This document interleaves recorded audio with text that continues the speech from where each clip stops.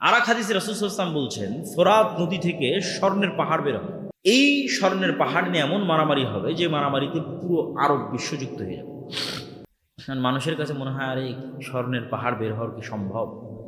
আচ্ছা আপনি বলেন তো, আজ থেকে 500 বছর আগে মানুষের কি মনে হতো যে মাটির নিচ থেকে তেল বের হওয়া সম্ভব? মনে হতো নাকি?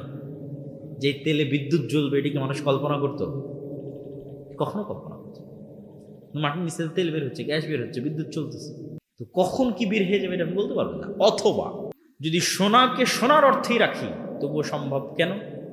উদাহরণ দিলাম, যদি সোনাকে মূল্যবান অর্থে ধরি যে মূল্যবান কিছু বের হবে, মূল্যবান দামি বুঝাতে সোনা ব্যবহার হয়, অস্বাভাবিক কিছু না, স্বাভাবিক। তাহলে এখন অন্তত তেল সোনার চেয়েও দামি। তেলের যা অবস্থা স্বর্ণের চেয়েও দামি। মানে সারা পৃথিবীতেই টিকে আছে তেলের উপর, সারা পৃথিবী। তাহলে এখন কিসের যুদ্ধ চলতে? জ্বালানি যুদ্ধ, তেলের যুদ্ধ। তেল নিয়ে মারামারি, ভেনেজুয়েলার সাথে মারামারি তেল নিয়ে, ইরানের সাথে মারামারি তেল নিয়ে, আরব বিশ্বের সাথে মারামারি তেল নিয়ে। এই যুদ্ধের সামনে আরো বাড়তে পারে। তো রাসূল সাল্লাল্লাহু আলাইহি ওয়াসাল্লাম আরব বিশ্বে এরকম এক ভয়াবহ ফিতনার কথা বলে গেছেন, যেই ফিতনায় আরবের প্রত্যেক ঘর যুক্ত। এই সেই ফিতনা নয়, আরবের প্রত্যেক ঘর ওই ফিতনায় যুক্ত, ওই মারামারি, গন্ডগোলে, কাটাকাটির সাথে যুক্ত। তারপরে কি? একের পর এক আল্লাহর নবী গণাচ্ছে। এরপরে এই ফিতনার পরে আরবের প্রত্যেক ঘর যেই ফিতনায় যুক্ত হয়ে যাবে, এই ফিতনার পরে হুদনাতুন বাইনাকুম ওয়া বাইনার রুম, তোমাদের সাথে রোমানদের চুক্তি হবে। তো রাসূল সাল্লাল্লাহু আলাইহি ওয়াসাল্লাম যখন রোম শব্দ উচ্চারণ করছেন, তখন রোম হচ্ছে আজকের তুরস্ক। আজকের তুরস্কের রাজধানী ইস্তাম্বুল, যাকে ইংরেজিতে বলে কনস্টান্টিনোপল। সেখানে বাইজেন্টাইন রোমান এম্পায়ার ছিল অর্থোডক্স খ্রিস্টানদের, যে অর্থোডক্স খ্রিস্টানরা এখন রাশিয়ায় আছে। আর যদি রোমান মানে সব খ্রিস্টানদের ধরি, তাহলে ইউরোপ আমেরিকার খ্রিস্টান আসতে। আল্লাহ সুবহানাহু ওয়া তাআলা ভালো জানে এই হাদিস কিভাবে বাস্তবায়িত হবে, কারা উদ্দেশ্য। তো মুসলমানদের সাথে রোমান খ্রিস্টানদের চুক্তি হবে।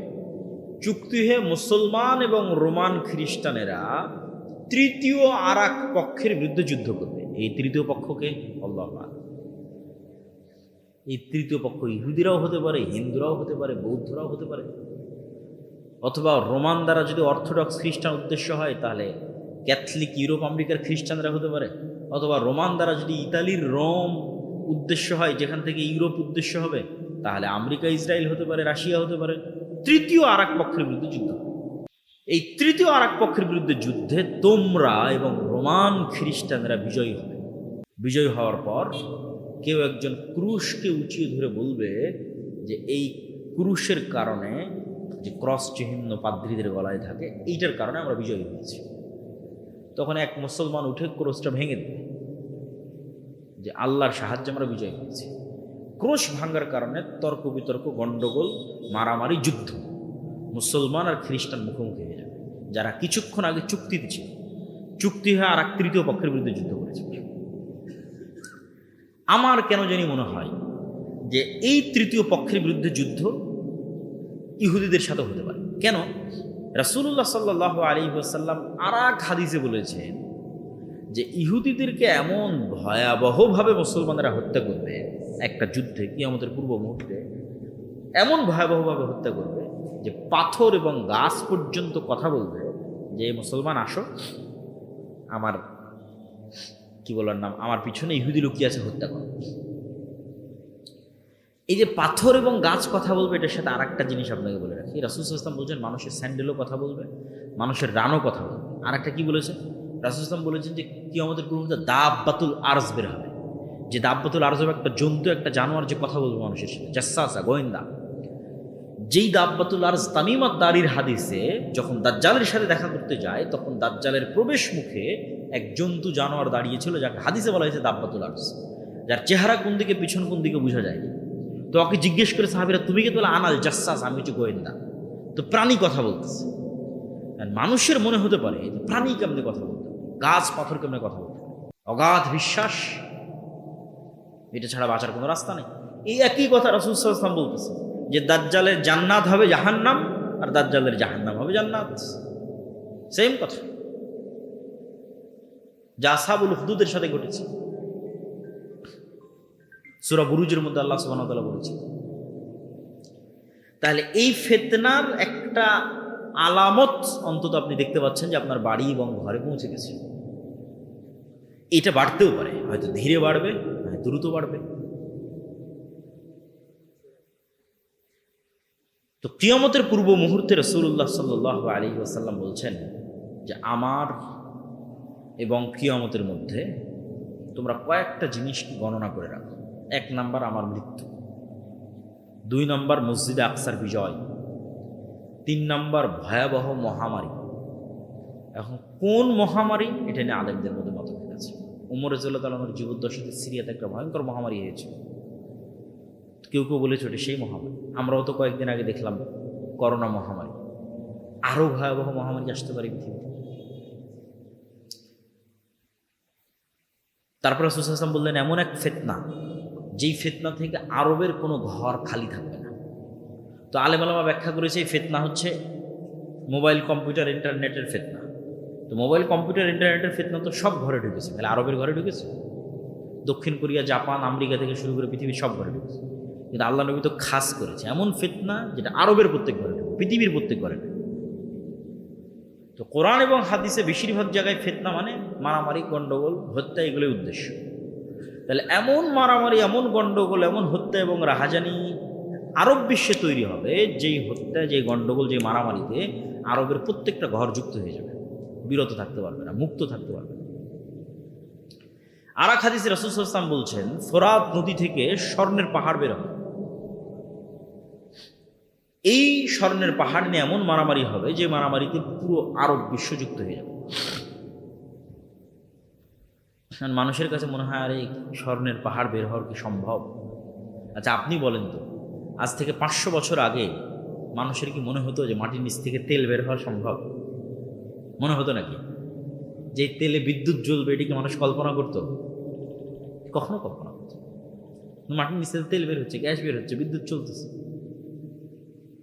তো কখন কি বের হয়ে যাবে এটা আপনি বলতে পারবেন না। অথবা যদি সোনাকে সোনার অর্থেই রাখি তবুও সম্ভব। কেন? উদাহরণ দিলাম, যদি সোনাকে মূল্যবান অর্থে ধরি যে মূল্যবান কিছু বের হবে, মূল্যবান দামি, মূল্যবান দামি বোঝাতে সোনা ব্যবহার হয়, অস্বাভাবিক কিছু না, স্বাভাবিক। তাহলে এখন অন্তত তেল সোনার চেয়েও দামি। তেলের যা অবস্থা স্বর্ণের চেয়েও দামি। মানে সারা পৃথিবীতেই টিকে আছে তেলের ব্যবস, সারা পৃথিবী। তাহলে এখন কিসের যুদ্ধ চলতে? জ্বালানি যুদ্ধ, তেলের যুদ্ধ। তেল নিয়ে মারামারি, ভেনেজুয়েলার সাথে মারামারি তেল নিয়ে, ইরানের সাথে মারামারি তেল নিয়ে, আরব বিশ্বের সাথে মারামারি তেল নিয়ে। এই যুদ্ধের সামনে আরো বাড়তে পারে। তো রাসূল সাল্লাল্লাহু আলাইহি ওয়াসাল্লাম আরব বিশ্বে এরকম এক ভয়াবহ ফিতনার কথা বলে গেছেন, যেই ফিতনায় আরবের প্রত্যেক ঘর যুক্ত। এই সেই ফিতনা নয়, আরবের প্রত্যেক ঘর ওই ফিতনায় যুক্ত, ওই মারামারি, ওই গন্ডগোলে, কাটাকাটির সাথে যুক্ত। তারপরে কি? একের পর এক আল্লাহ নবী গণাচ্ছে। এরপরে এই ফিতনার পরে আরবের প্রত্যেক ঘর যেই ফিতনায় যুক্ত হয়ে যাবে, এই ফিতনার পরে হুদনাতুন বাইনাকুম ওয়া বাইনার রুম, তোমাদের সাথে রোমানদের চুক্তি হবে। তো রাসূল সাল্লাল্লাহু আলাইহি ওয়াসাল্লাম যখন রোম শব্দ উচ্চারণ করছেন, তখন রোম হচ্ছে আজকের তুরস্ক। আজকের তুরস্কের রাজধানী ইস্তাম্বুল, যাকে ইংরেজিতে বলে কনস্টান্টিনোপল। সেখানে বাইজেন্টাইন রোমান এম্পায়ার ছিল অর্থোডক্স খ্রিস্টানদের, যে অর্থোডক্স খ্রিস্টানরা এখন রাশিয়ায় আছে। আর যদি রোমান মানে সব খ্রিস্টানদের ধরি, তাহলে ইউরোপ আমেরিকার খ্রিস্টান আসতে পারে। আল্লাহ সুবহানাহু ওয়া তাআলা ভালো জানে এই হাদিস কিভাবে বাস্তবায়িত হবে, কারা উদ্দেশ্য। তো মুসলমানদের সাথে রোমান খ্রিস্টানদের চুক্তি হবে। চুক্তি হয়ে মুসলমান এবং রোমান খ্রিস্টানেরা তৃতীয় আর এক পক্ষের বিরুদ্ধে যুদ্ধ করবে। এই তৃতীয় পক্ষকে আল্লাহু আ'লাম।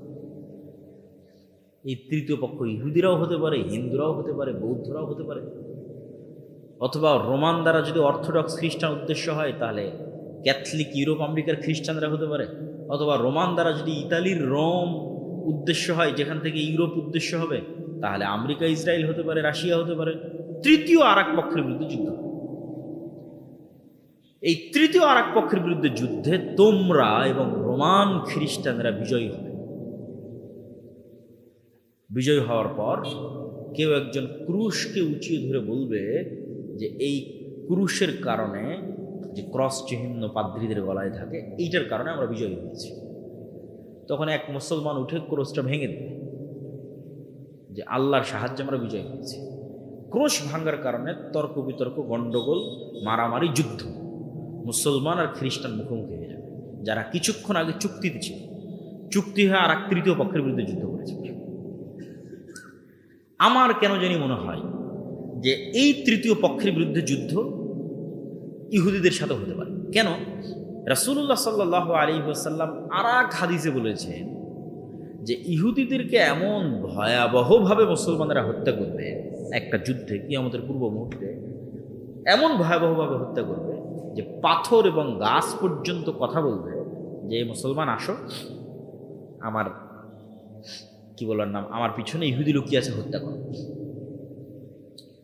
এই যে পাথর এবং গাছ কথা বলবে, এটার সাথে আর একটা জিনিস আপনাকে বলে রাখি। রাসূল সাল্লাল্লাহু আলাইহি ওয়াসাল্লাম বলছেন মানুষের স্যান্ডেলও কথা বলবে, মানুষের রানও কথা বলবে। আর একটা কি বলেছে রাসূল সাল্লাল্লাহু আলাইহি ওয়াসাল্লাম বলেছেন যে কিয়ামতের পূর্ব মুহূর্তে দাব্বাতুল আরজ বের হবে। যে দাব্বাতুল আরজ হবে একটা জন্তু, একটা জানোয়ার যে কথা বলবে মানুষের সাথে, জাসসাসা, গোয়েন্দা। যেই দাব্বাতুল আরজ তামিমাত দারির হাদিসে যখন দাজ্জালের সাথে দেখা করতে যায়, তখন দাজ্জালের প্রবেশ মুখে এক জন্তু জানোয়ার দাঁড়িয়েছিল, যাকে হাদিসে বলা হয়েছে দাব্বাতুল আরজ, যার চেহারা কোন দিকে পিছন কোন দিকে বোঝা যায়নি। তো ওকে জিজ্ঞেস করে সাহাবীরা, তুমি কে? বলে আনাল জাসসাস, আমি হচ্ছে গোয়েন্দা। তো প্রাণী কথা বলতেছে। মানুষের মনে হতে পারে প্রাণী কেমনে কথা বলতে, গাছ পাথর কেমনে কথা বলতে। মানুষের তৈরি সৃষ্টি জীব কথা বলতেছে এখন, যদিও সৃষ্টির ক্ষমতা মানুষের নাই, মানুষের বানানো বলতে পারে। যেমন মানুষের বানানো এআই এবং এআই ভিত্তিক রোবট আপনার সাথে কথা বলছে না? বলছে না, বলছে। আপনি এখন চ্যাট জিপিটির সাথে কথা বলেন, কথা বলবেন। এখন জেমিনির সাথে কথা বলেন, কথা বলবেন। আপনি যা বলবেন সে উত্তর দেবে সাথে সাথে। এই এআই তো পৃথিবীকে, যেমন ইন্টারনেট পৃথিবীকে চেঞ্জ করে দিয়েছে, সামাজিক যোগাযোগ মাধ্যম পৃথিবীকে চেঞ্জ করে দিয়েছে, বিদ্যুৎ পৃথিবীকে চেঞ্জ করে দিয়েছে, এআই পৃথিবীকে চেঞ্জ করে দিচ্ছে। কোথায় গিয়ে ঠেকবে আল্লাহ সুবহানাহু ওয়া তাআলা বলেন। তাহলে মানুষের বানানো জিনিস মানুষের সাথে কথা বলতেছে বুদ্ধিমত্তার সাথে। সেখানে আল্লাহ সুবহানাহু ওয়া তাআলার জীব জন্তু জানোয়ার কথা বলবে না, এটা বিশ্বাস করা পাগলামি, এটা বিশ্বাস করা বোকামি। তো ওই তৃতীয় পক্ষের যুদ্ধ ইহুদিদের সাথে হলো, আল্লাহু আ'লাম। এবার তৃতীয় পক্ষের যুদ্ধের পর মুসলমান এবং খ্রিস্টানরা মুখোমুখি। এই যুদ্ধে রাসূলুল্লাহ সাল্লাল্লাহু আলাইহি ওয়াসাল্লাম বলছেন, এই যুদ্ধের ভিন্ন ভিন্ন অ্যাঙ্গেলে অনেক হাদিস আছে। আমি সবগুলো সারমর্ম বলতেছি আপনাকে, সব হাদিসের সারমর্ম। রাসূল সাল্লাল্লাহু আলাইহি ওয়াসাল্লাম আর এক হাদিসে বলতেছে, ততদিন পর্যন্ত কিয়ামত হবে না যতদিন না আমার উম্মত রোমানদের বিরুদ্ধে যুদ্ধ করে আমাক এবং দাবেক নামক জায়গায়। এই জায়গা কোথায়?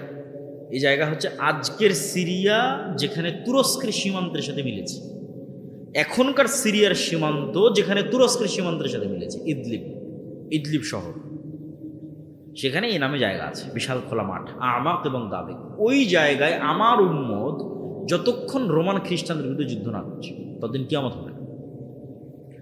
সেই দিন মুসলমানদের যুদ্ধের হেডকোয়ার্টার থাকবে দামেস্ক নগরীর গুতা নামক জায়গায়। এটা ওই যুদ্ধের কথাই বলা হচ্ছে, যেটা রোমানদের সাথে হবে। আর এক হাদিসে রাসূলুল্লাহ সাল্লাল্লাহু আলাইহি ওয়াসাল্লাম বলছেন, ততদিন পর্যন্ত কিয়ামত হবে না যতদিন না আমার উম্মত বলেন, ওখানে বলেছে ইসহাক আলাইহিস সালাতু ওয়াস সালামের বংশের ৭০,০০০ সদস্য এমন এক শহরের বিরুদ্ধে যুদ্ধ না করে, যে শহরের এক পাশ সাগর এবং এক পাশ মাটি। তো আলেম ওলামা লিখেছে এই শহর হচ্ছে ইস্তাম্বুল, কুস্তান্তিনিয়া, কনস্টান্টিনোপল। তো আমার উম্মত যখন ওই ইসহাক আলাইহিস সালামের বংশের ৭০,০০০ মানুষ যখন ওই শহর বিজয়ে যাবে, তখন তাদের তরবারি চালানো লাগবে না, গুলি করা লাগবে না। তারা বলবে লা ইলাহা ইল্লাল্লাহ আল্লাহু আকবার, এটাতে শহর বিজয় হয়ে যাবে।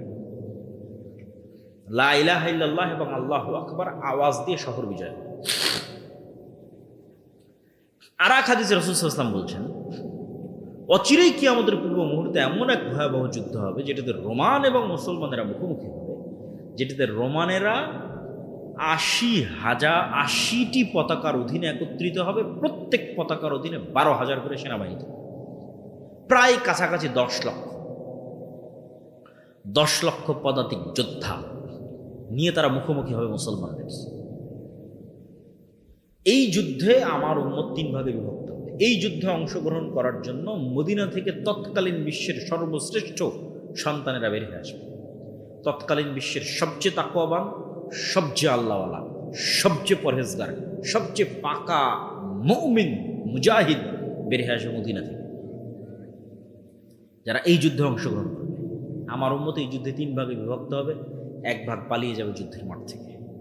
এরা এত বড় কবিরা গুনাহ করবে যে আল্লাহ কিয়ামত পর্যন্ত